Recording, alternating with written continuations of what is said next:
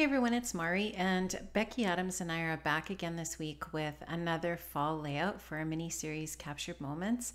And I am going to be scrapbooking a 12 by 12 layout here using this gorgeous diagonally embossed white cardstock for my base. And this is a Stampin' Up paper.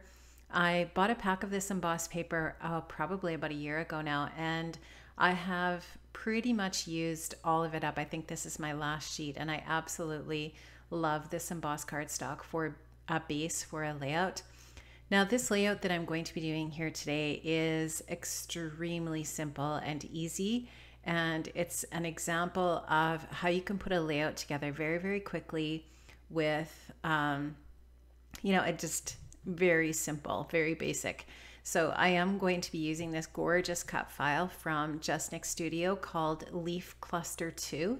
And it is because of this cut file that this layout came together so quickly. So I'm going to do just a really simple backing technique here, backing the cut file in a couple of spots with some different paper. So I'm going to back both of those larger leaves with some gold glitter paper, and the one kind of little floral piece that's in the center of this leaf cluster I'm going to back with this pattern paper from A Perfect Autumn from Echo Park.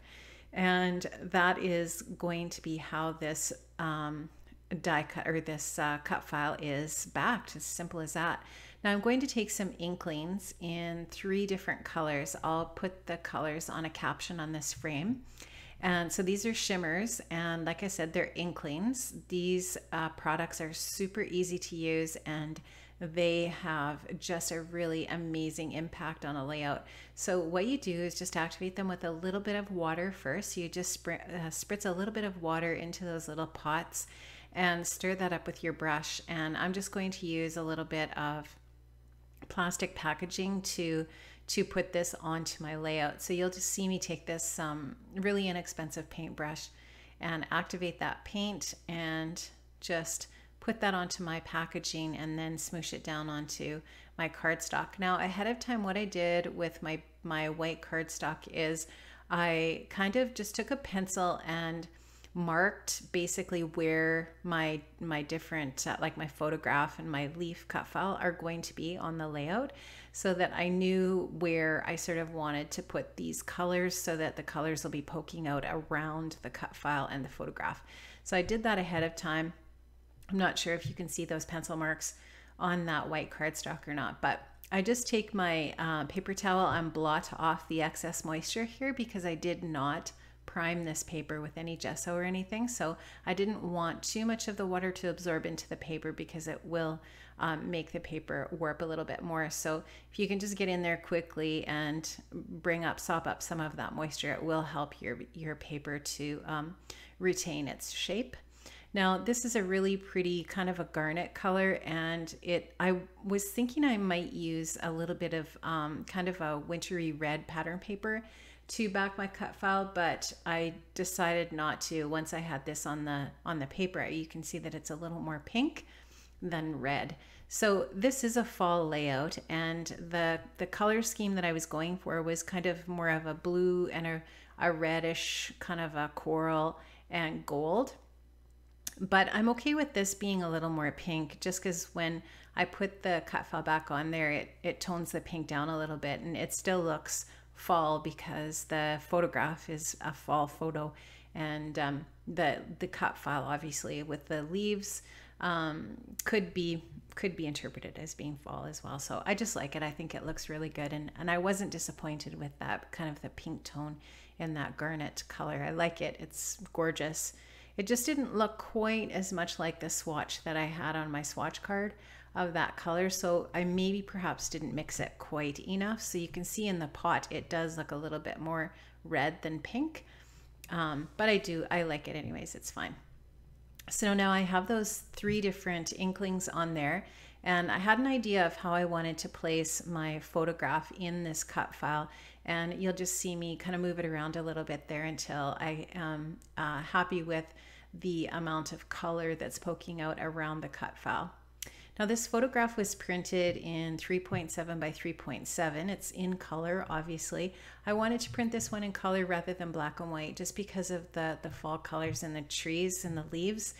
I think it's really pretty, and the soft kind of nature of the photograph, it just looks really nice in color. So this is one of the kids' engagement photos that they recently had taken, and it's a really pretty picture. I love it. It's it captures the moment perfectly. So I just wanted to print this one in color.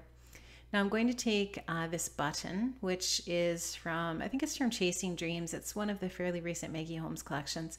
I really like that mint green, and I like how that looks with gold, and there's gold accents kind of here and there on the layout. So I like this on the layout for sure. And I'm going to just put a little bit of gold metallic thread into the holes of that button. I won't pull them out and tie a bow or anything. I'm just going to pull them through to the back just to give a little bit of extra texture on that button so that the holes actually have that thread in them. So I'm going to just stick that down with some dimensional adhesive here on the back once I've got that thread tied into it, and I will put that right in the center of that little floral piece. I think that's perfect. I think it fits, it finishes off that cut file perfectly. Now, as you're watching me finish up the last little bits and pieces of the layout, I just want to give a shout out to Becki for agreeing to do this little mini series with me. She is so busy. She's been travel teaching and has other things going on, and she is just such a sweetheart for being part of this little mini series that I reached out to her and asked her if she would be interested in doing with me. And it has been really fun to work with her on this. Our goal is to do a few more layouts. We'll see how it goes. Like I said, she is really super busy, and if it works out, we definitely will be doing that during November and hopefully December, but we'll just play it by ear and see how it goes for the two of us. Now, back to the layout here. I just kind of decided that I wanted to back this photograph with a little bit of a matte here just to give it a little more pop.